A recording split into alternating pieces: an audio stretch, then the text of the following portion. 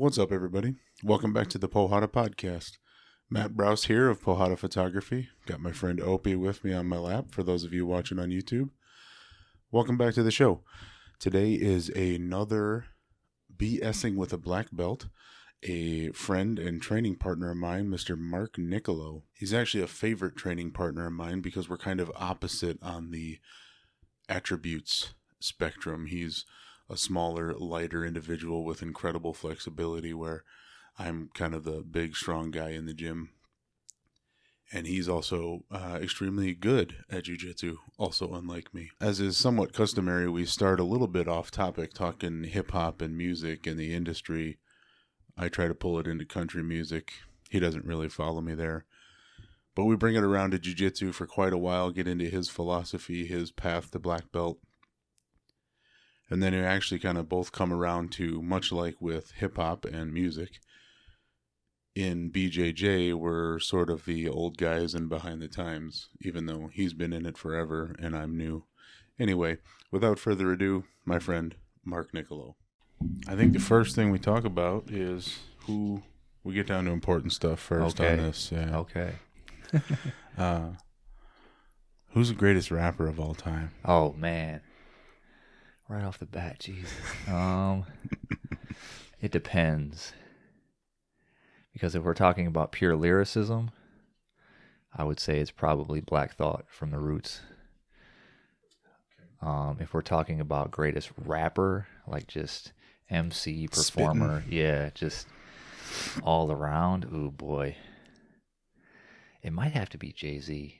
He's not necessarily my favorite, but what he's accomplished and his ability to like change his style consistently and still have people and still make really good music, like his, the style that he had on his first album from his, each successive album is like, it's different almost every time, and he still makes consistently like really good music. So he might have to be in terms of like greatest. Yeah.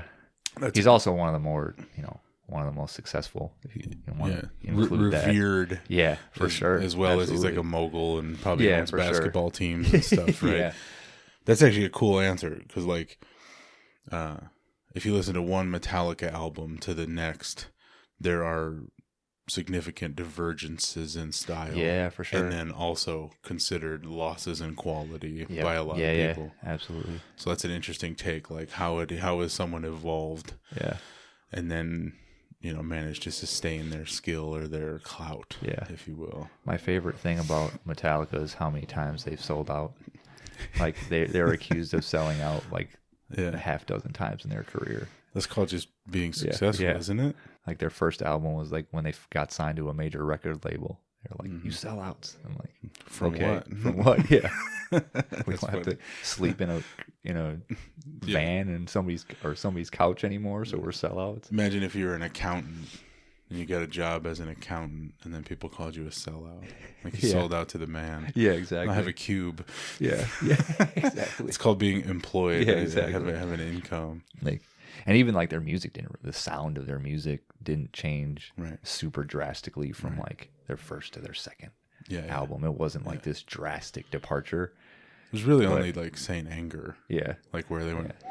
Like, I could understand with the Black albums, like the big one that people talk about, like they changed their sound. Like, I kind of get it. I'm like, really, from their first, it's still like thrash metal type music. Like, it's still the same like style of music. Like, are they really sellouts?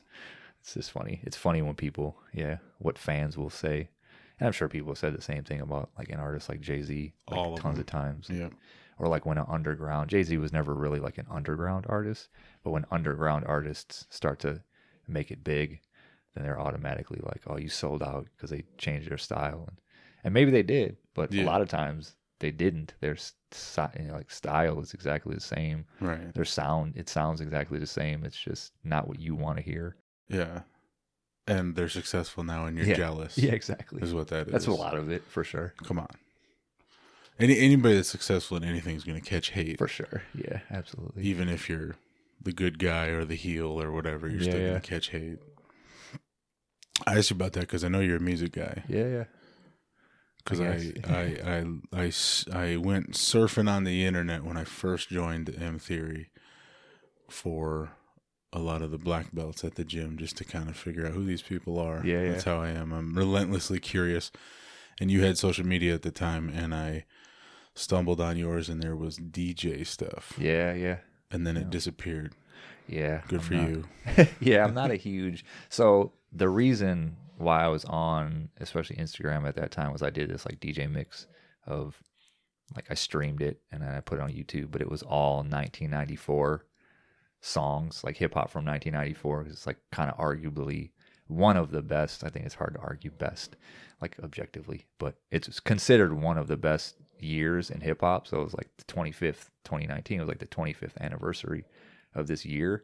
Oh, sure. So I was like, oh, I kind of want to do something. And so I just gathered like all this music, and it was fun because I got to research, like look back. Yeah. I was like, holy crap, that was also from geez. That's so a fun thing, because you don't realize what it was year. fun. Yeah, certain songs I was like, oh wow, and then other ones were like 93, and then some were 95, and it's like trying to figure out. I was like, oh wow, that was dope, but that was like 6 months later.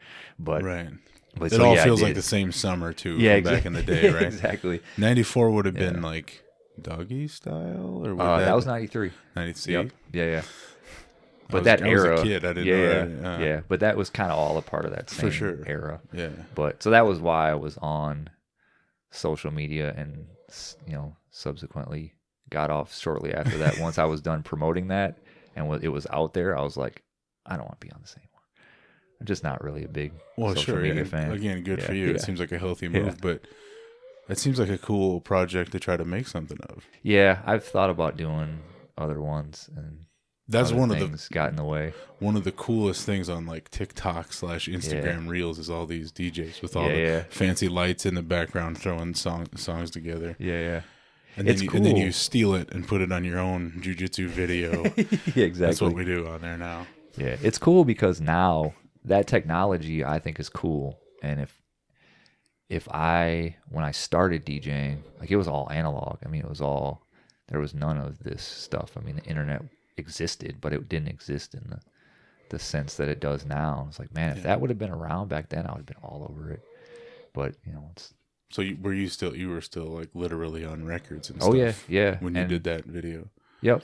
Yeah, now they have, it's what's called DVS, digital vinyl system or something like that. But it's those little pads looking things. Well, it takes actual vinyl, but then what's pressed on the vinyl is like it's a code, like a signal.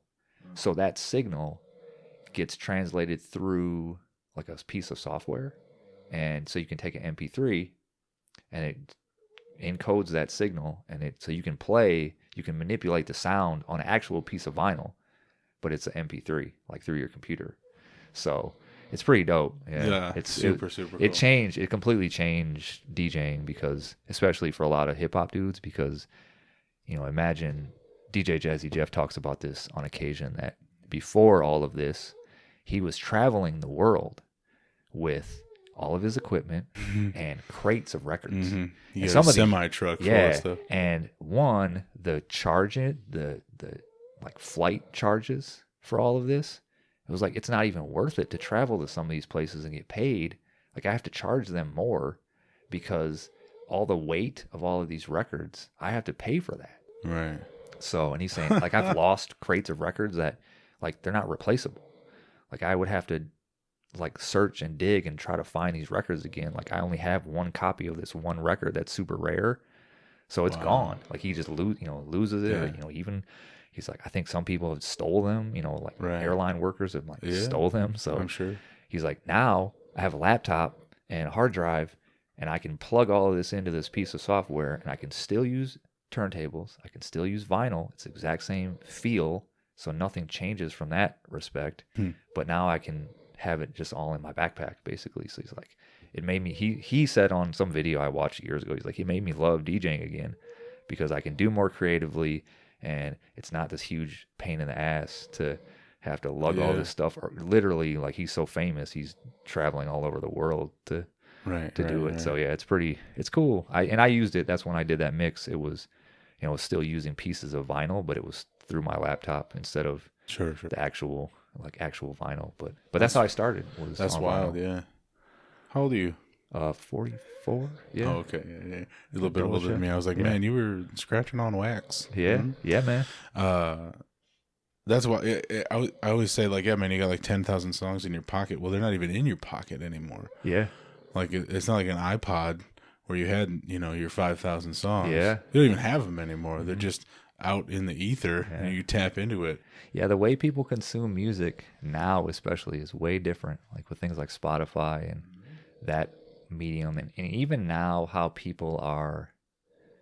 How do I say it? Like how album sales are recorded, like how people judge an album sale. Like before, it was I bought this physical piece of an album, or I downloaded the whole album on MP3, and that's how you judged. This album has this many sales. Yeah. But now with streaming and things like Spotify, like the way they're able to judge the success of an album is way different because people just consume music differently now. So what's the metric? I don't really know. I don't know? fully understand it, to be honest. It's like how often a song gets streamed, but people, I think, especially now, kids now, like teenagers and people in their 20s, like early 20s, don't sit down and listen to an entire album as often anymore. Like it's just, they might find a song and stream this song. I think it's been that way for a while. For sure. I think like even back when you had to buy the CD, Yeah. It was still just a couple key songs. Yeah. I think probably the majority of people, for sure. And there's albums in hip hop that are super successful that it has one good song on it. Yeah. That the album itself is like regarded as kind of garbage, but the record sales of that album are through the roof. Yeah. Because of this one single that people just loved. And it's used on TikTok videos. Exactly. So then the people who are into purchasing and owning digital files now then bought it or something. Yeah.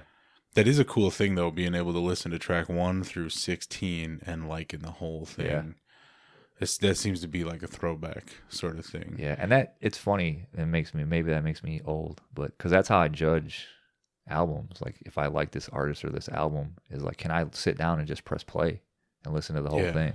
Well, yeah, you'd never really love a painting, but this upper corner of it. That's a good analogy. I mean, I suppose each individual track is a separate thing. Okay, but I suppose that went away with digital recording more and more, that it wasn't this big disc. Yeah. This was the experience, one song to the next. It is just like a grab bag of songs. Yeah.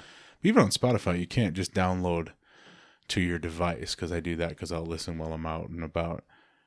You have to download a whole album at a time. Okay. So maybe there's like some couple of old curmudgeons in the industry somewhere, like, no, make them listen to the whole album or something. Yeah. Because that's the thing I liked about a lot of Atmosphere stuff. Oh, sure. Is it was always a cohesive sound and a cohesive thing to each set of 10, 15 songs. And you would just listen all the way through. Yeah, for sure. Versus like a lot of, especially hip hop. I'm not a huge hip hop guy, but especially hip hop, you'd listen to one song and be like, skip. Yeah. Skip. There are albums like that for sure. Yeah. It's interesting when there was a change, I feel, in like the early 2000s maybe, where albums were just a collection of singles. Like you could have pulled this song, from an artist. You could have pulled this one and put it on this other album, this one, and switched them around. It didn't matter the order of the songs. It was just a collection of singles, as opposed to earlier hip hop albums. Like it was an album. It had like a story to tell from like beginning to end. Yeah. And they had different songs, had different topics, and in the early 2000s, like songs were just interchangeable like a lot of times. Right. And it didn't matter. Like you could have put them on shuffle on your MP3 and it wouldn't have changed. Yeah. There was no lead in from the sound and the message from one into the next. Yeah. That is really pretty true.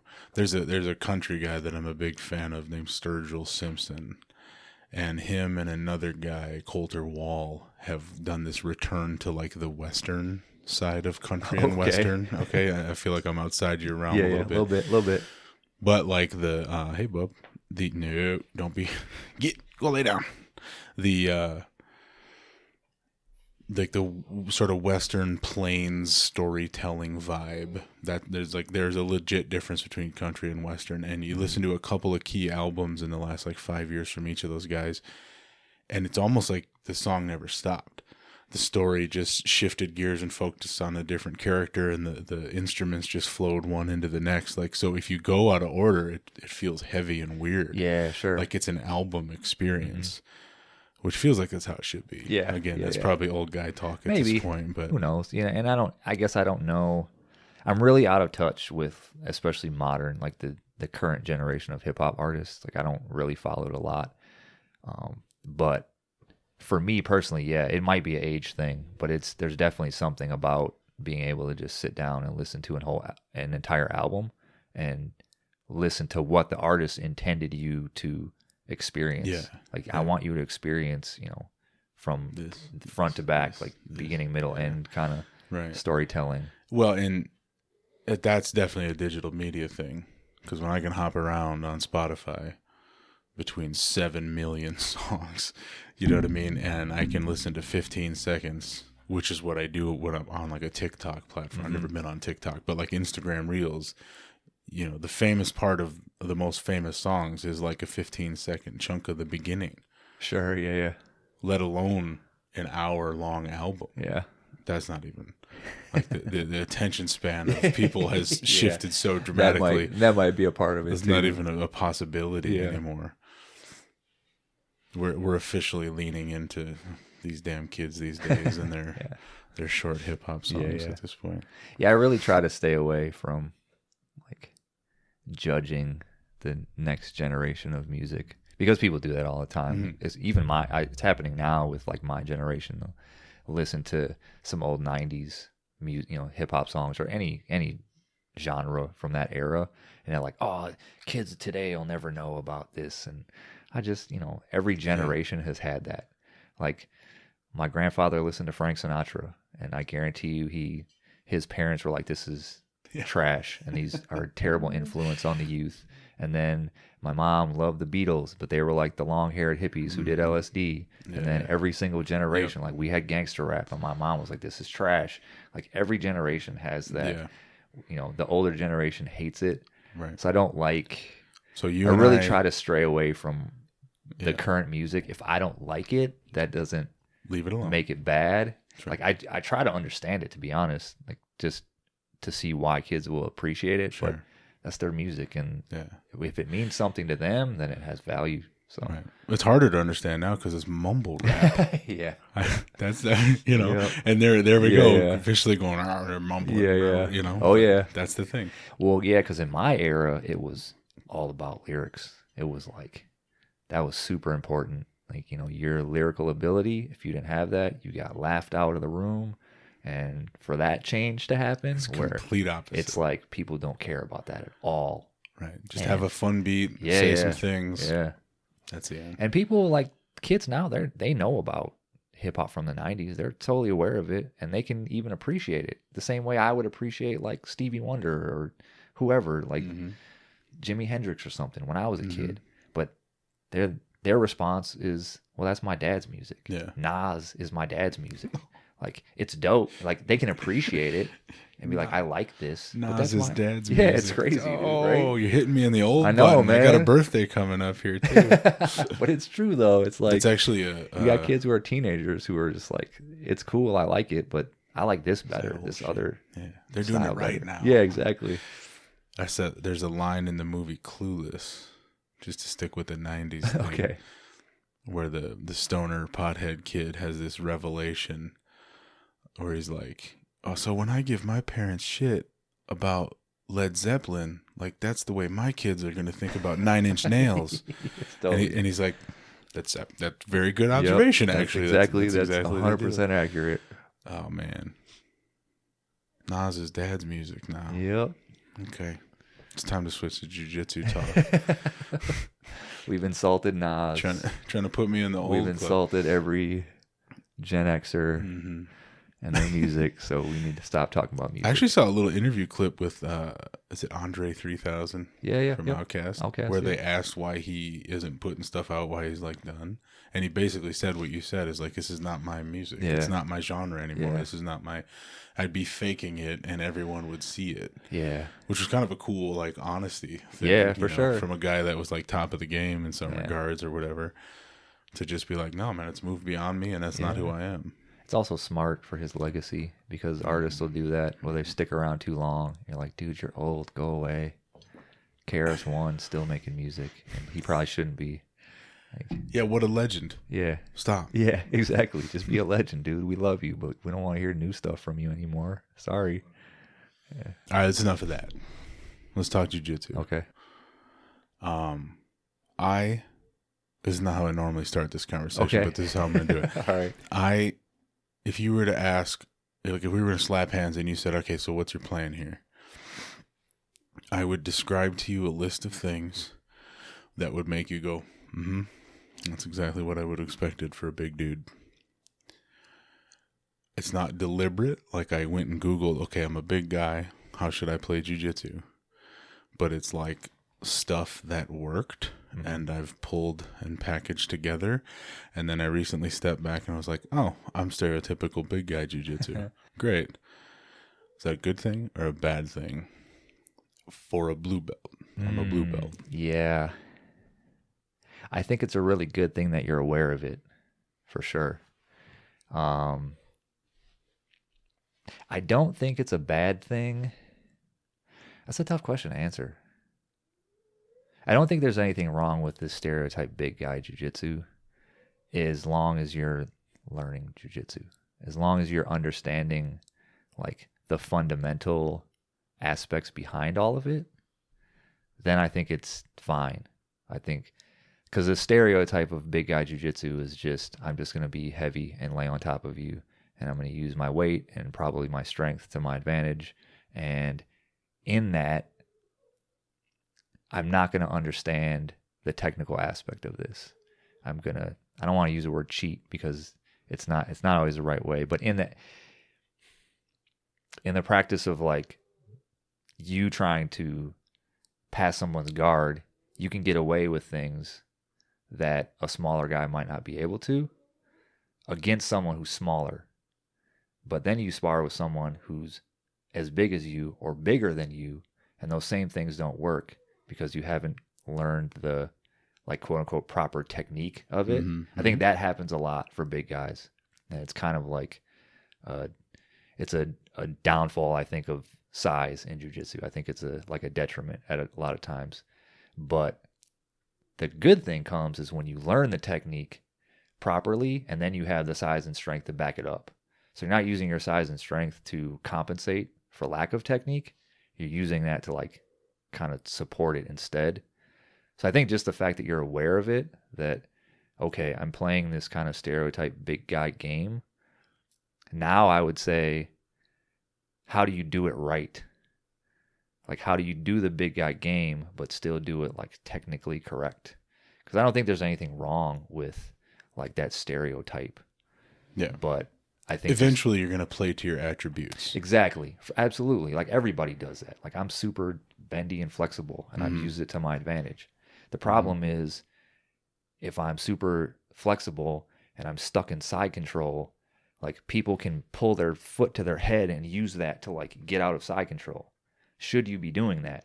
Like you might be able to, but what happens when that doesn't work and you don't know the technically proper way to get out of side control? So everybody uses those things. I use my flexibility to my advantage, but I don't use it as try not to use it as a crutch.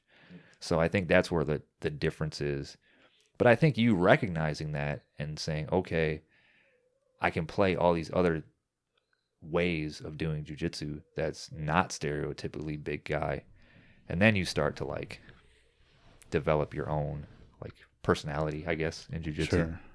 So the attributes can be a cheat code until the cheat code doesn't work. Yeah, for sure. I mean, kind of. I mean, imagine you, if you do something that works against someone my size, what happens when that doesn't work against someone who's your size or bigger? I remember being a lower rank and being in side control on top of someone who's really big, and they would literally just bench press me off of them. Like, you can't do that to someone who's 300 pounds, 350 pounds, if they know, if they have good technical jiu-jitsu. You know, as someone who is a power lifter, you might physically be able to lift that person, but if they have proper technical, weight distribution, it might not work. But you also don't know how to hip escape and get back to guard, so then you're screwed. So I think from that point, I think it has to be like, you have to explore the proper technique, but you can't like get rid of your attributes. Like, you can't just turn them off. Nobody knows how to, you don't know how to not use, because what I think is really strong for you might be you only being 20%. I don't know that, and you don't know that. Sure. But you still have, as long as you're going down the road of it trying to be as technically correct as possible, then the big guy, small guy jiu-jitsu that doesn't really matter at that point. Right. Over and over and over again, it hasn't mattered. Yeah. It seemed that I have a theory that the small to average size women in any gym probably have the gnarliest arc in terms of their development, like the best arc. Yeah. Like, you take 10 guys, whatever sizes, 10 women, whatever sizes. You pick the smallest people, and then particularly the women in general. Mm-hmm. And 10 years later, I would expect better jiu-jitsu out of the women's side of that, and then the smaller of all of them, because there's no choice. Yep. Like, early on, I had roll after roll after roll that involved me sort of leaning into somebody, and we tipped over, and I was on top because gravity, and we're both a mess, technically. And that person was like, man, I got to figure that out. Where I was like, that seemed to work. Yeah. Just not even consciously realizing it was a big sloppy mess, because you don't know what works and what doesn't work. But there you are on top, so you do it again and do it again. Meanwhile, they're figuring out the puzzle. Yeah, I think it's a good point. I think technically, like, smaller people in general have an advantage in terms of learning jiu-jitsu, in terms of learning like the actual technique of it, because they have to get it to work right. They have to do it correctly to work on every size of person. Because if they don't, it's just like trying to push over a car, But it's like, if somebody's larger and stronger and all, the attributes that we kind of, half jokingly like disparage, like, oh, you just use strength. And I don't like getting into that. But I do think that it can be disadvantageous in terms of learning, because you can just shove someone over. And it's like, it's fine. Even just accidentally. Yeah, exactly. Yeah, absolutely. Like, and I was talking about this with Darren, another blue belt at the gym. Who I drill with quite a bit. And we've been drilling sweeps and half guard quite a bit, and finding grips and finding a way to get some, my version of a sweep. I think IBJJF, a sweep is you then get to a knee. I don't get that far. I tip you over. And we're good. I'm happy with that right now. But I have found that the sweep that works on that person and that person and that person, well, then I roll with Big Jim and my buddy Big Nick and multiple other guys with Big in their nickname. And it suddenly doesn't want to go. Yeah, for sure. And it's sort of that, like, I guess, recognize the attributes and be as clean as possible, but still in a way play to my opponent's attributes as well. Like, it's going to be a different sweep with that giant versus this tiny little dude over here. And a part of that too, though, is their ability to defend it and their experience level. And a part of it is timing, and doing the sweep at the right time is important. You can't just... You mean the second I get the grips and get excited and then try to slam them to the side? Yeah, just do that. Yeah. So a lot of it, there's probably a bit more nuance to it than that, where it's just you have to take into account also the skill level of your opponent outside of just their size as well. Right. It is such a damn dynamic game. Yeah. That's probably the hardest part of the puzzle, is that there's no standardization of anything. Ever.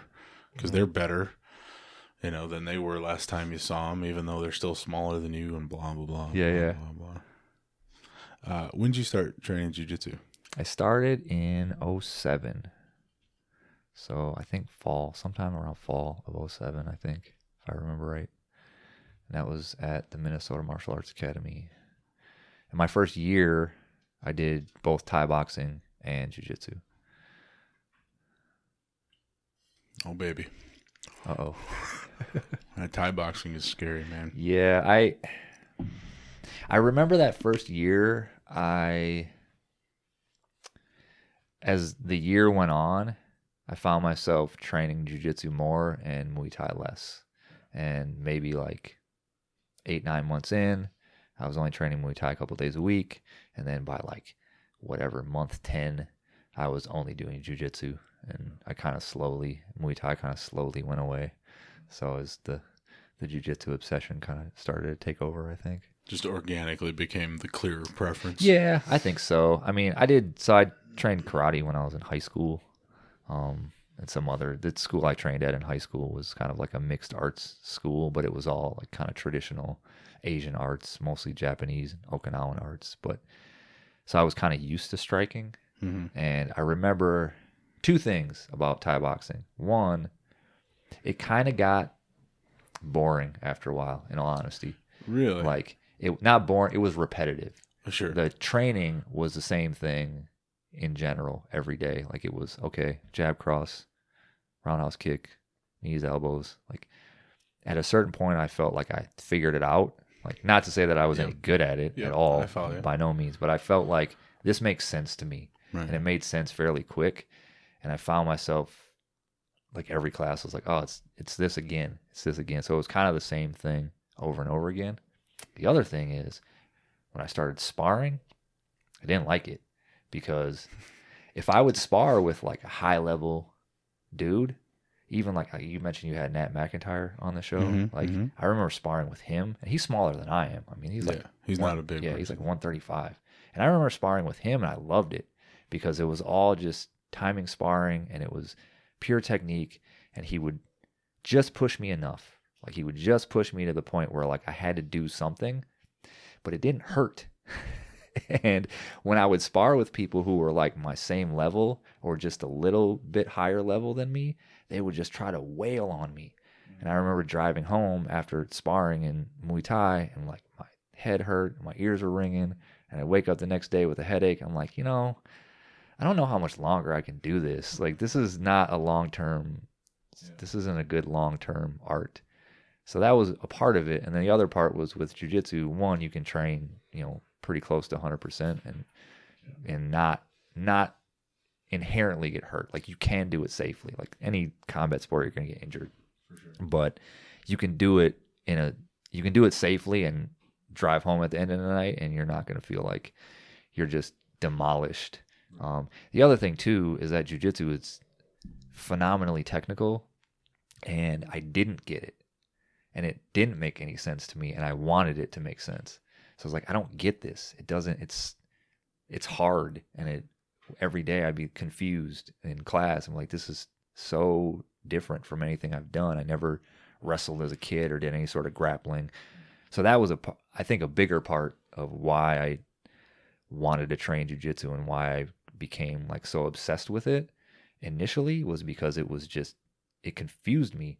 And I was like, this is really difficult. And it just, like, for whatever reason, my brain just glommed onto it. I was like, I have to figure this out.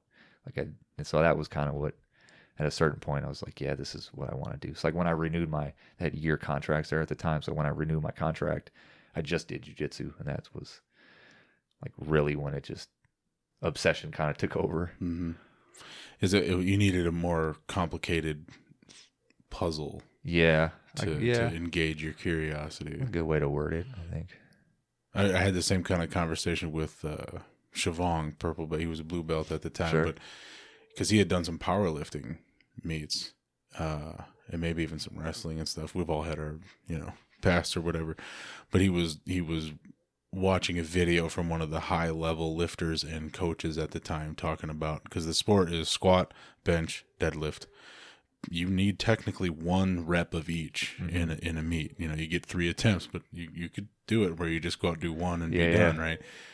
And you train those 3 movements over and over and over and over. And he was talking about, this guy named Chad Wesley Smith was talking about how he's pretty comfortable being bored or like not being intellectually stimulated. He can do the same thing over and over and over again. And Siobhan was like, in that moment, I knew I was done powerlifting.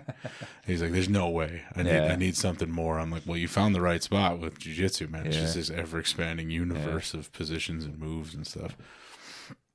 The wild thing about Muay Thai, I took pictures at a 2-hour seminar over at Striking Institute. And 1 hour and 58 minutes were in the clinch. Yeah. The grappling part is the most complicated part. I Yeah. suppose, you can only kick and punch, so to speak, so many ways. You throw knees and elbows in there. There's a couple more, but like, there's only so many strikes in the universe. Yeah. But the joint angles at which one might submit somebody, it gets close to endless, it seems like.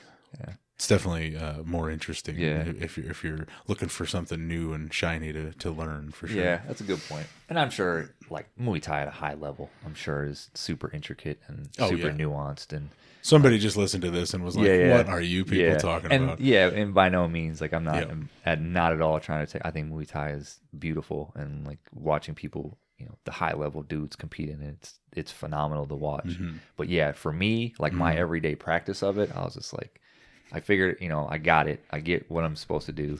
Like, even though I suck at it and I can't do it, like, I know what I'm supposed to do. Right. And yeah, jiu-jitsu was the opposite, where I was like, I don't get it.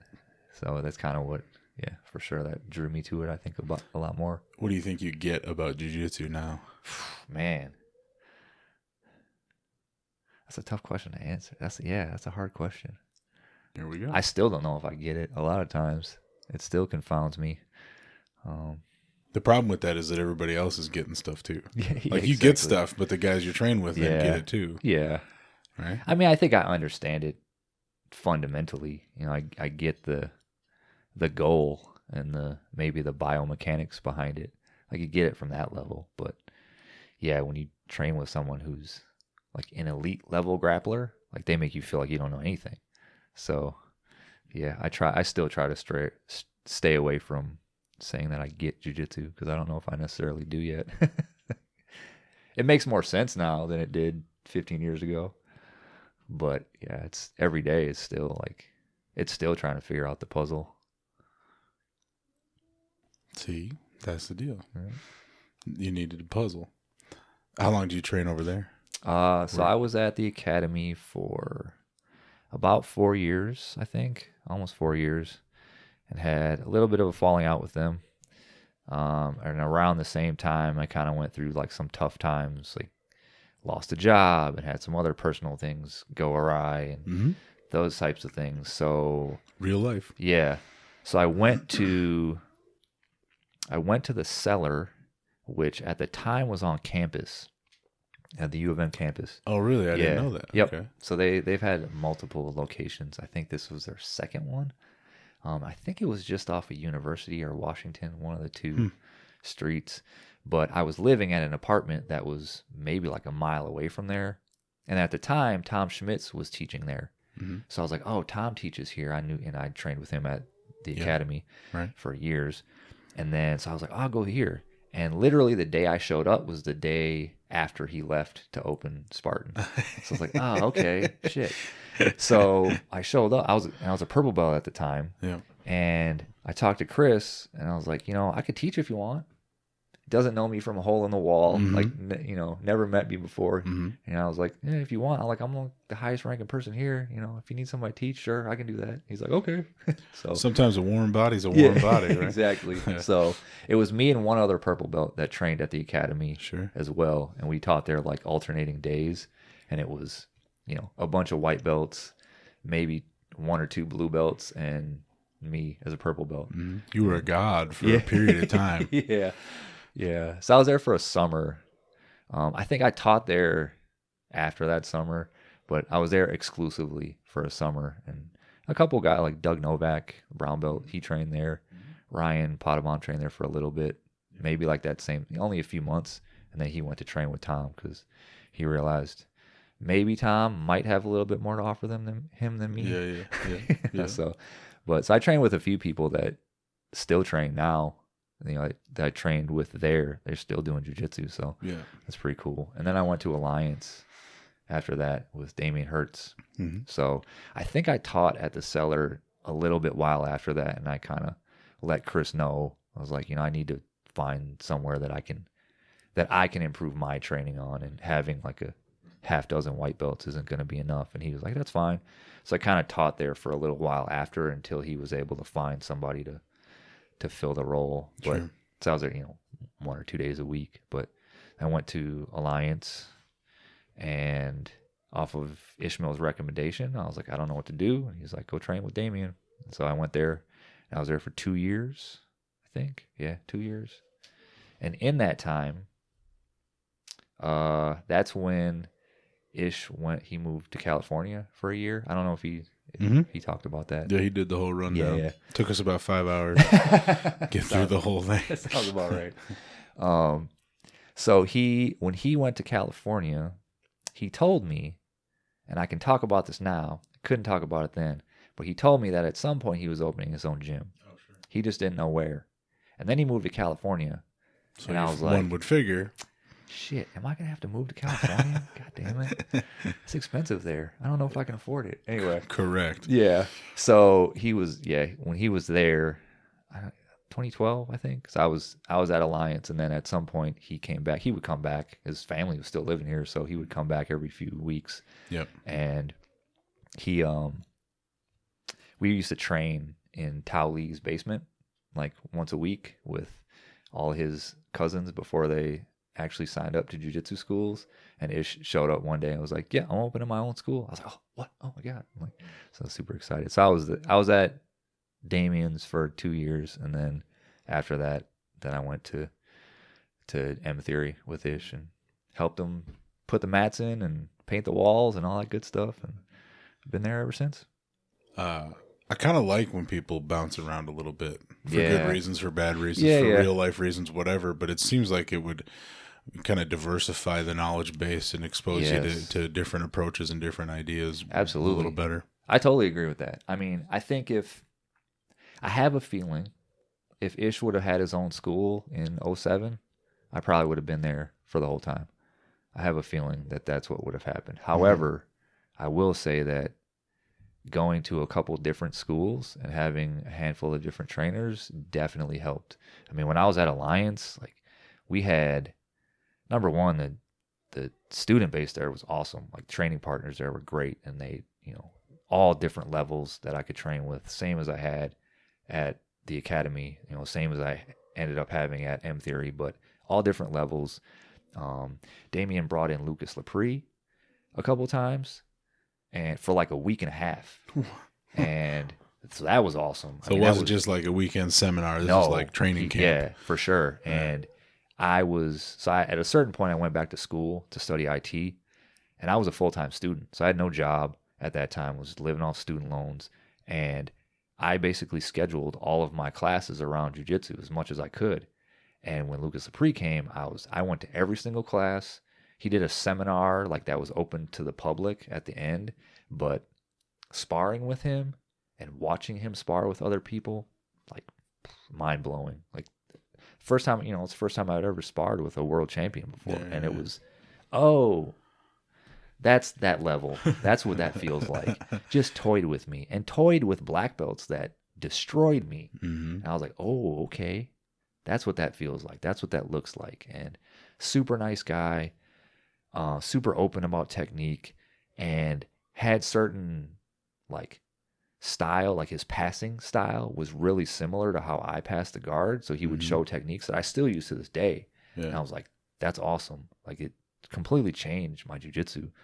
And one of Lucas's friends, Gabriel Art, who at the time was at the lower belts, he was like phenomenal. I mean, won worlds at purple belt and brown belt like a couple times.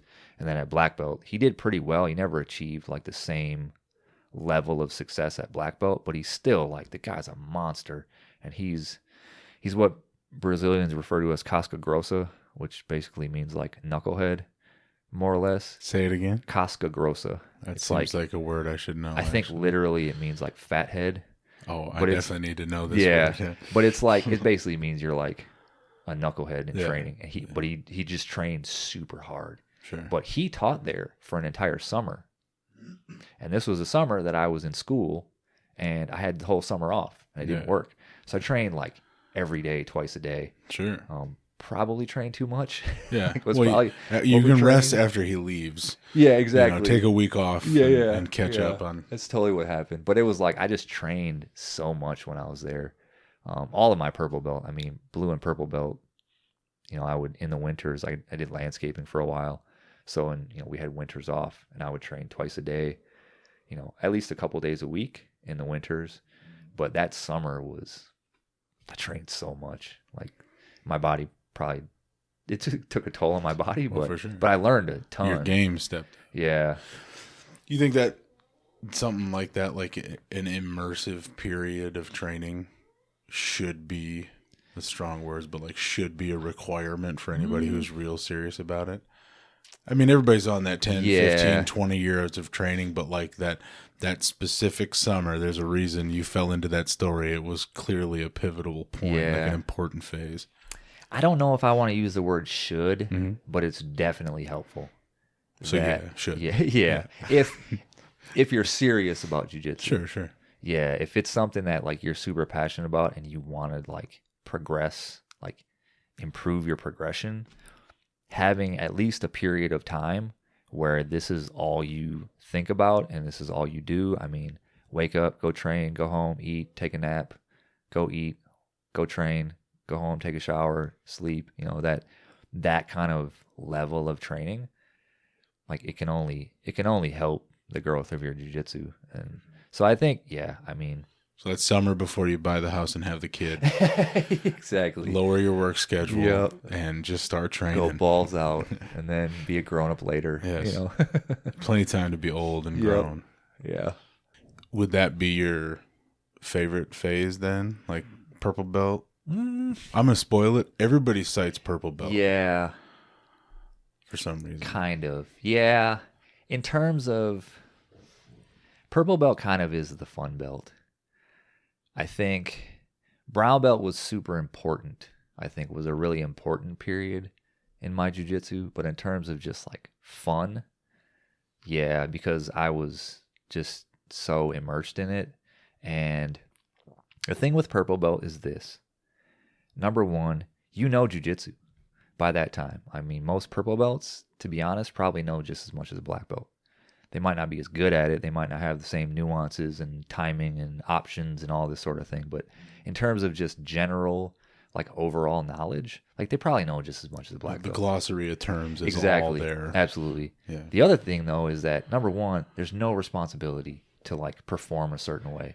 Because you're still just purple. Yeah, exactly. Where I think whether we put it on ourselves or whether other people put it on us, like if you're a black belt and you get tapped out by a blue belt, oh no, like the world's gonna come to an end. Like there's this expectation of like a certain level of like excellence or experience that you have to uphold, or else people might talk trash about you in the locker room. I don't know, but nothing that actually happens. Yeah, for sure. It's inside of our head. Yeah, absolutely. Gotcha. But I think. In your mind, though, there's no responsibility. You don't have to uphold anything at purple belt. You're just training.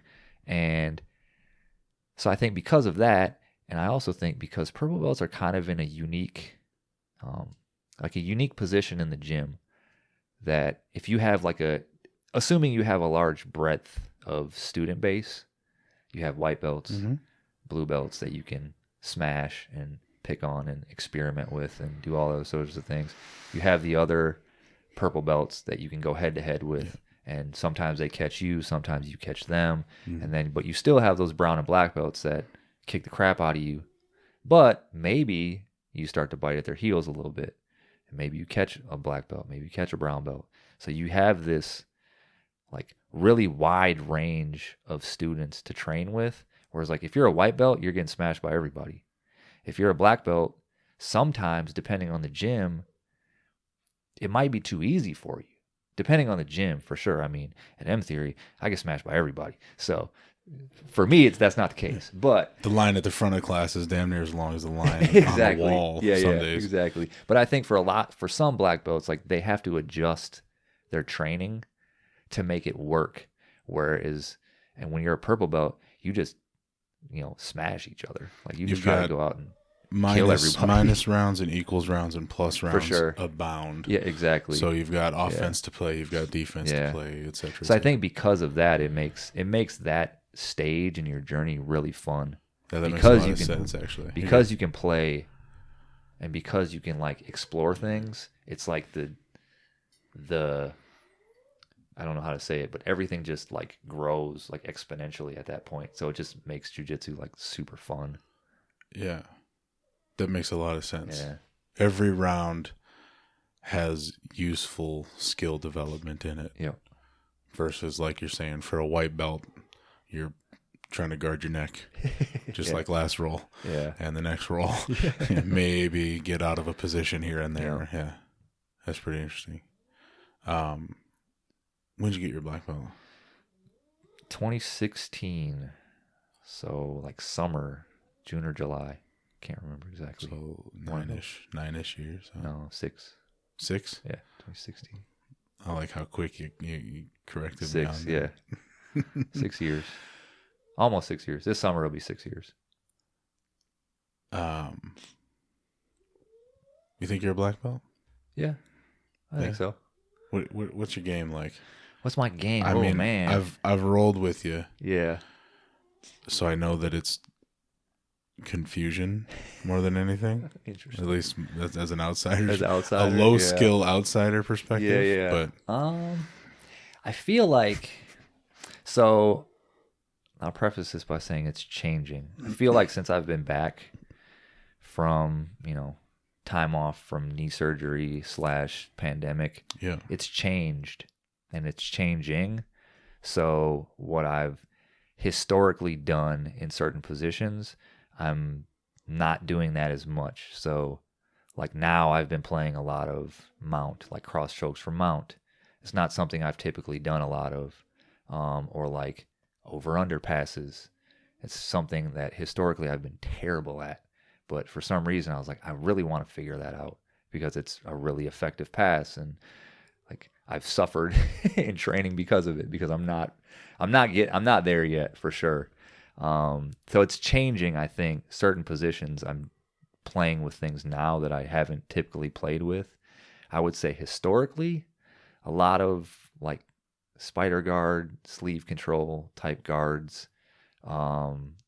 No-gi, I played more like X guard a lot, like butterfly and X guard. A lot of omoplatas are fun. That's like the fun technique to me. I think a lot of people would say that back control is kind of my bread and butter. Like most people I train with, that's what they talk about the most is like, oh, once he gets on your back, and I don't know how true that is, but that's like my favorite. It's that's objectively accurate. Sure, maybe, but that's like my favorite. Like the other day when you came up to me at the end of training and like looked down at my hands and you're like, you need to get good at collar chokes. Yeah, man. That was because I had just spent 5 straight minutes with you on my back trying to prevent you from finding good grips to get a choke. Yeah. Minute after minute with you on my back. That's probably what people would say is my best position. It's the position I feel most comfortable in, for sure. Like my, purple and brown belt years was just, that's what I want to get on people's back. So I kind of figured out different ways, from top or bottom to get there. So that's probably my best position. But I used to play a lot of spider guard at the lower belts, but my fingers are pretty mangled. Man. So as I was referencing my hands, I'm noticing I got a couple fingers that are shaped different than they were last week. Oh yeah. I don't even do a lot of those. I do a lot of grips, as you know, but like not the spider grip. Yeah. Do you think you had 2 knee surgeries? Yes. Both knees or 2 on Same one? knee. Yep. Same. You think that's part of the impetus of the change in the game? Is there some limitations there, or did it just inspire some curiosity? Yeah, the latter. Yeah, I don't think it's because of like fear of getting injured or I'm getting older or there's some sort of limitation. Like my knee feels better, to be honest, most days from when it was like before all of the knee surgeries. Like it feels more stable which is what the point of the knee surgery is, I guess. Success. But like my range of motion is back and my strength is back. And, sure. If I stand for long periods of time, then it gets a little stiff. But other than that, as you're 44 years old, baby, that's just part of the deal. Yeah. But other than that, like I don't feel any sort of like issues or like hindrances with my knee. I think the reason for the change is more the time away gave me a chance to reflect on my jiu-jitsu and what direction I wanted it to go. And like certain things, I just think there's better ways to do them. Like omoplatas are really fun, but they're not super efficient. Like at least for me, like it's a lot of energy expended like holding someone in an omoplata, and I feel like maybe there's better ways to do things. And maybe there's not. Maybe I'll go down that path and be like, oh shit, I'm just gonna do omoplatas because they're fun and they work. But there's certain things that I'm trying to like reevaluate, like my whole jiu-jitsu. I mean, all of it. And so I'm trying to play with different things that I've historically not done and kind of working back from the ground up. But I don't think it's a physical limitation though. Okay, yeah. That goes back to your original shift to all jiu-jitsu, is like there was things to be curious about and things to learn and things you didn't understand. So you're just chasing some of those dark spots again. Yeah, for sure. I dig it. I still like being on people's backs though. It's like home. I mean, it seems like the best.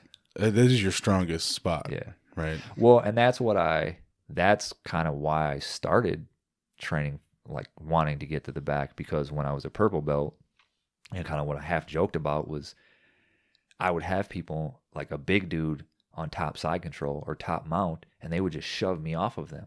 And I didn't have the technical skill yet to control the position. But when I would get on people's backs, no matter how big they were, or strong or fast or whoever, slimy or, however you want to word it, that people had a harder time getting out. Yeah. So at a certain point at purple belt, like the light bulb went on and I was like, oh, this position is like way easier to control people. So that's kind of when I started to go down the rabbit hole of like, I want to get really good at this one position because it feels, at least to me, way more dominant than any of these other like offensive positions. Well, I mean, it just is objectively. Yeah. I have zero leverage to maneuver. Yeah. You well, you're not behind me. Yeah. I mean, I'm behind you. If you're in mount on bottom, at minimum, you can see your opponent. So no matter what they're doing, if it's sport jiu-jitsu or street defense or whatever, MMA, where people can hit you, I can see the punches coming. I can see the choke coming. I can see the setup for the arm lock.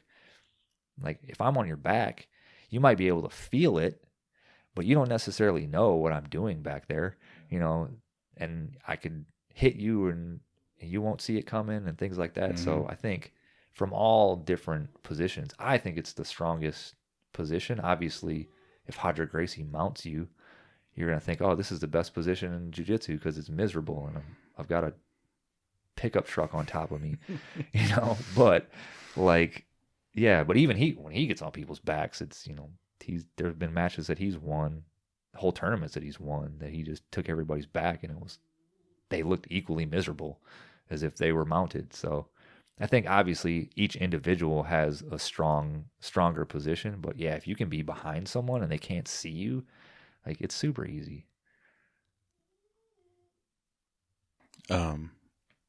Anybody ever told you that you look bored when you're training? No, I don't think so. Nobody said that? And it's just your focus. A lot of people look directly at what they're doing when they're training, and a lot of people kind of look off in the distance and kind of like internally see what they're doing, and you're a look off in the distance guy, and you just look bored. Interesting. I've never Which thought is that. Super intimidating to see. Somebody, you know what I'm saying? Somebody, I can see that imposing misery on someone who, according to the belt around their waist, knows a little bit of this stuff.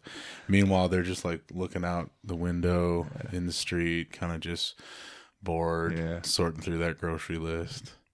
Trust me, when dudes like Ethan cross-face me, I probably don't look bored. No. I probably look like I'm in pain. I make a lot of facial features or facial expressions, apparently. Like when people get me in like pressure, people put pressure on me, like I make a lot of goofy faces. Like I was Ishmael's uke for a long time, like at brown belt, pretty much all brown belts, like 3 years or whatever it was. Yeah. And he would show certain techniques or passes or things that involved like pressure, and people would always comment about the goofy faces I made. So it's kind of funny. But it's funny you say that, because that's the opposite. Yeah, exactly. I guess I only see when you're like on the attack and in the dominant. It's funny. Dominant position. You like teaching classes? You did it quite a bit when I first showed up to the gym. I don't mind it. It's not like what I'm passionate about. For me, jiu-jitsu's kind of been a selfish journey. Like it's kind of just something I do for me. Yeah, no. So I don't really have a desire to teach. I don't have a desire to be like, to ask Ishmael, like, oh, can I teach a class or, open my own gym or anything like that. So I don't mind it. I like it. I get something out of it when I do teach. But I don't, it's not like I don't live for it, but I don't dislike it. I mean, I like being able to give people knowledge, but it's not why I do jiu-jitsu. That's not your next career or anything like that. Take like Ishmael. I mean, that's been his main focus since he was a purple belt. Like he's just so focused on teaching, where I've been way more focused on my own progress and stuff like that. So, but I like it though. I get something out of it for sure. When people ask me questions that I have no idea how to answer, I'm just like, it makes you think about jiu-jitsu differently. When you kind of get into somebody else's brain and their thought process, it makes you look at jiu-jitsu differently. So I think in terms of your own progress in jiu-jitsu, it can be helpful to teach, because now I have to think about this in a different way that I never would have thought of, because we all have different body types and different brains and different views of the sport and experiences. So I learned that same lesson with coaching people in the throws and like shot put and discus, and then coaching people in powerlifting, where you have this moment and you're like, man, if I had this type of understanding or this level of understanding 6 years ago when I was doing this, I'd be way better at this. I think that's how jiu-jitsu works, because so much of it is literally just sparring. Because again, you're not actually punching each other. You can do it a lot, like do it live a lot, where you're kind of coaching and being coached. You know what I'm saying? Like that, the way that guy went to pass my guard is never how I would. Those are the grips I would have taken for the over under pass. Huh. Yeah. So it's almost like a teaching moment that's happening in that session. Just like, me raising my hand and asking, well, what about this grip and this grip? And you're like, oh yeah, I bet that would be good. And then you take it and go try it. You start learning stuff as the coach. It's like the only way to gain that perspective. Just like sparring is the only way to really get good at jiu-jitsu. Yeah. I think for me too, one of the kind of the funnest parts is when people ask me a question and my response is, shit, I don't know. Because then I have to figure it out. Like it's almost like a moment of maybe like vulnerability in a sense, where you have to, I don't want to lie to the person. Like I don't want to bullshit and be like, oh, you just do this, and that'd be the wrong answer. Like I always try to just be like, man, I don't know, but let's find out. Like put me in this position and I'll see what like intuitively what I would do. Like, I think I would do this, try that, and see how it works. You might fail, but who knows? And even like Rafa Mendez, he's done a handful of seminars at M Theory. And I remember I partnered up with a longtime training partner he's since moved, but we were partners, and he called Rafael over. He was like, what about this? And Rafa Mendez did the same thing, world-class black belt. He's like, I don't know. Let's find out. Come here. And like he did the same sort of like practice, I guess, where he's like, I never would have thought of that. I would have just done this other thing. But so it's the only honest answer. Yeah, for so sure. You know what? I don't know. Let's workshop it. Yeah, it is. And a lot of people don't do that. A lot of people will give you BS and be like, oh, so-and-so does this, just do that. So but I do think it's when you get to that level of jiu-jitsu and you're still like, well, let's figure it out. Let's play. That's what a lot of those guys, I've seen video footage of guys just like brainstorming techniques, like world-class jiu-jitsu players oh, I do it this way. You do it that way. Why do you do it that way? You should try this one. Oh, that's way better. And like, these guys are world champions and have phenomenal jiu-jitsu, and they're still like troubleshooting and things like that. So yeah, it's interesting. Was it? I've been around for a couple seminars with Jared, and he gets up there and it's like, okay, ask questions, and he's like, I don't know. Yeah. Oh, let's find out. Yeah. And literally just workshop it now. Yeah. Some tells me he knows the answer, Yeah. but he's kind of just playing coy and doing it that way. But there might be a little playing coy there with Jared. It seems central to his personality. I don't know him well, but it seems like it's the case. One of the things I do on this, usually toward the end, is ask people to give advice for people training jiu-jitsu. Not that this whole thing probably didn't feel like advice, right? It's kind of the way it goes. But if we package it by belt level. Oh, okay. So somebody's just joined up, or they're new, they're a white belt. Then for the blue belts. Ooh, okay. The purples and the browns. I would say for white belt, try to think about jiu-jitsu more in terms of like the broad brush strokes of the art. I think one of the biggest mistakes that I think white belts make, especially when they very first start, is they get too lost in like the minutia of the art. The really fine details are what they're interested in, and they want to figure that out. But I think a lot of times that part of it can go over their heads. So I think it's better to try to focus on like the bigger picture and just know like, this is the closed guard. I want to be here when I'm on bottom. When I'm on top, I want to pass this. I want to get around the legs. I want to get to mount. This is mount. If I'm on bottom mount, that's bad. I just want to get out. Here's an arm lock. Here's a choke. Like, it doesn't have to be, here's how you finish the choke and these fine little, nuanced details of how to finish it, but just know that it's there is step one. So I think there tends to be too much of a rush to try to get to, well, do I grab his collar an inch above the collarbone or an inch below? Like, just grab the damn collar. Like, just do that first, and we'll figure it out later. You're about to be swept anyway, so don't worry about it. Yeah, exactly. So I think a better way, especially at the early stage, like that first year or whatever, is just to try to think of like the bigger picture, like the 10,000 foot view or whatever, and just know, if you're in certain positions, this is bad, I need to get out. If you're in other positions, this is good, I need to stay here. What are my options? I can choke him or I can arm lock him. I can do X, Y, Z to him. So I think at that stage, it's better to think about it more broadly. Remember to breathe. Yeah, exactly.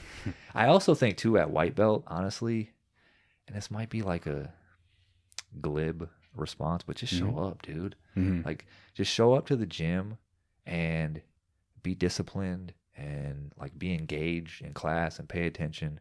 Like, don't worry about asking so many millions of questions, and just make jiu-jitsu a part of your life. Make it a part of your daily routine and make it something that's like meaningful to you, and eventually it'll start to make sense.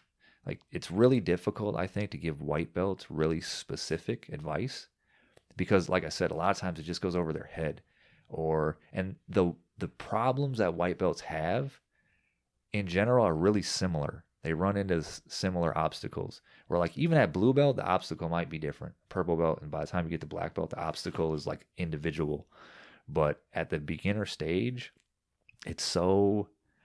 the issues that people bring to like Ishmael or me, I hear people ask this question, and I'm like, I've heard a white belt ask that question like 1 billion times. So I think a better way to approach it is just to kind of, I don't want to say like enjoy the process, but that's kind of what you're doing.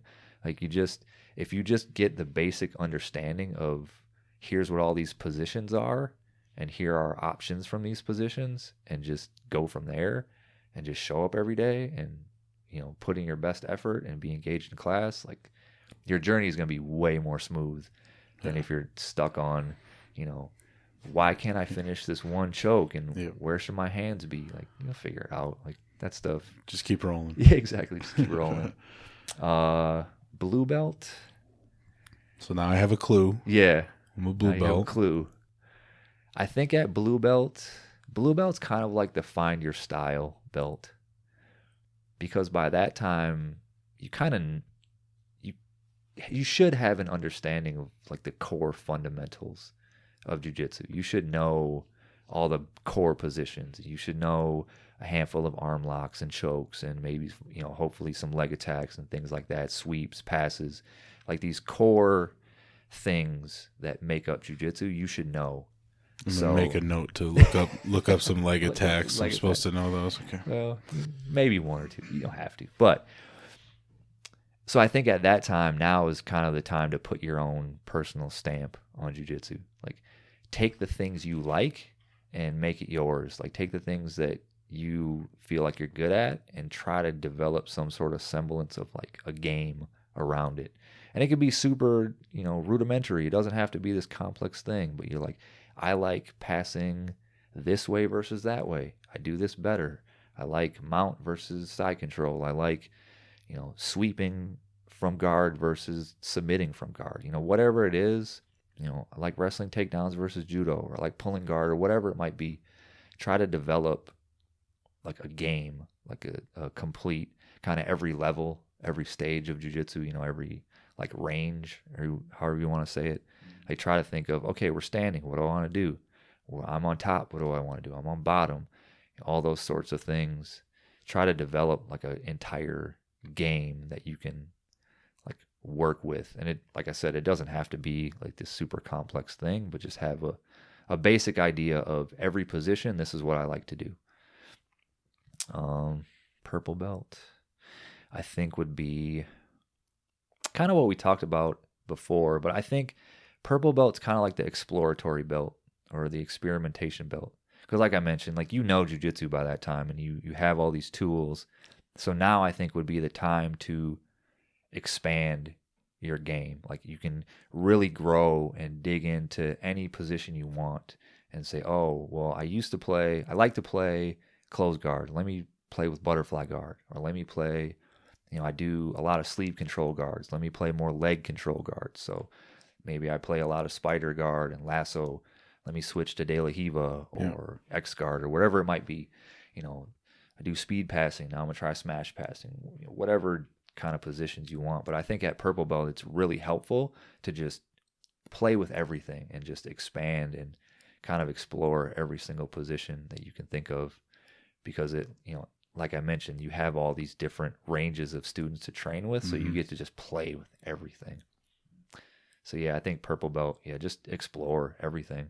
So brown belt, I would say, is like the refinement belt. So I think at brown belt, your game is really well defined by that time. Like, what you're good at. Like if I go into a competition, I know exactly what I'm going to do. Usually by the time you're brown belt, like, it's probably even hard to go outside of your game. Like, exactly what you're doing. So I think because of that, now is the time to like just perfect it as close as you can, like polish it and make it as sharp as possible. So all the little like fine gaps in your game, like just close them all up. So really work on like refining every aspect of your jiu-jitsu. Like, it can be any position, but like for me, like back control, for example, at purple belt, I was like, I want to get good at this one position. At brown belt, I literally made a conscious decision in my head that nobody's getting out. Like, that was my mindset at brown belt. Was like, if I get on your back, I don't care who you are, you're not getting out. I don't care if you're Buchecha, if you're Hodger or Rafa Mendez. Whether that was true or not, is irrelevant. My mindset in training was, if I get on somebody's back, they're not getting out of this. Works on Matt Browse. I know that. Yeah. But that was my mindset at that time, was like, I just want to perfect this one position as much as I can.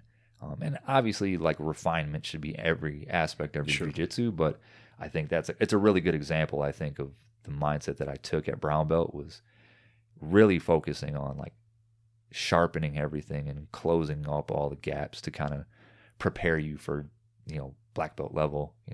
I feel like you don't want to get to a black belt level and like, oh, I'm really good at everything, but my guard sucks and I don't know what to do from there, So I think there should be a certain like well-roundedness to your jiu-jitsu, but also like the things you're good at, just try to become great at them.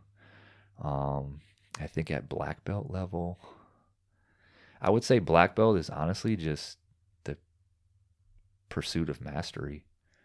Like just trying to deepen your understanding of the art as much as you can, like every day. Will I ever master jiu-jitsu? I don't think so necessarily. That's a tough call. Has, somebody like Hodger Gracie, has he mastered jiu-jitsu? Yeah. Like pretty undoubtedly, yeah. But he's probably still trying to refine things and make things better and explore things. So, and he probably wouldn't say that he has. Yeah. He'd be lying. Yeah. But, or wrong. Yeah. Or what, He'd be wrong, yeah. Yeah, maybe not lying, but that's the final form of jiu-jitsu, is arguing about whether or not people know jiu-jitsu. Yeah, exactly. But I think at that point, like the goal should be, at least in my opinion, like you should just be trying to constantly be improving your jiu-jitsu. And not everybody does that, and they don't necessarily have to. I think some guys just at black belt, they just show up and because they want to get a good sweat in, and they don't really care if they have the same exact jiu-jitsu for 20, 30 years straight. And that's okay.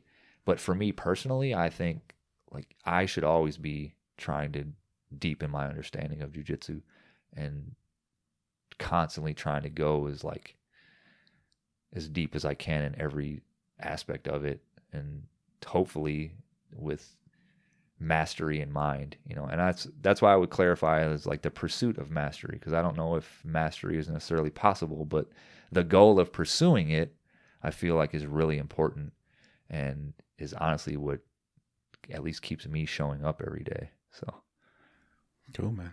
Hopefully that answered your question. No, that's good. That's good. Anything else? Oh no. I'm trying to think. Message you want to send? Message? Oh boy, no messages at all. Okay. I have a question for you. Uh-oh. Because you haven't been doing jiu-jitsu as long as me. You started later. Do you follow like the current sport? Like the sport jiu-jitsu? Do you follow athletes and I am watch a really bad sports fan. Okay. I want to. I'd like to. Like even when I was competing at the highest level I competed at in strongman competitions, people would hear that and be like, "Oh, did you see that so and so?" I'd be like, "No, man, I do a really bad job of paying attention." And they'd look at you like you're out of your mind. Like you figure somebody plays college baseball, they're probably watching the World Series. I think that's more or less true. Yeah. I just, if my hands aren't on the thing, it doesn't directly affect me. Like, yeah, we had cats from our gym at Pans, so I was paying attention to whatever degree you can. It's, I was getting updates from people, and whatever. And then just as a part of doing this, it's cool to be able to, be a fake media figure or whatever. So there again, I have some version of buy-in. I know the people there, or it's going to be a podcast guest or something like that. But I have a really hard time paying attention to what other people are doing, other than here's a guy I know. Let's sit down and learn about him. No. The reason why I asked was I was curious to know if like you had a favorite jiu-jitsu player or a favorite person or someone that you like look to like study at your stage, because I'm kind of disconnected from kind of the current group or the current generation of sports jiu-jitsu athletes. So I'm kind of curious. I was just kind of curious to know if there's anybody like currently or in the past that you look at and be like, I want to be like that dude. It's a cool question, but it's a cool question, but like I am super focused on, like, I don't care who the info comes from. I'm super focused on little technical details and like movements. Mm-hmm. So it's like, okay, well, but who does those and who do you like that does those? I don't even know. Yeah, bro. Okay. I mean, rando videos, and people will send me stuff. Like I'll have a half guard conversation with somebody at the gym and they'll send me a video that they watched. Some guy or gal, like, I don't even care. Like, is there useful information here? Is this something I can then go and drill? Cool. Like, I think I probably will find someone that stylistically eventually, or I'm a fan of how they play or whatever. But more or less right now, it's like, I need some info here. I'm getting drowned, like I can't breathe in these positions, So for me, it's less about like finding somebody's game to emulate or mimic, and more just like, all you people have good information. Let me take what I can. Yeah. That's like kind of where I'm at. Yeah. I rock with it. I respect it. Cool, brother. Thank you. Right on, man. Good shit.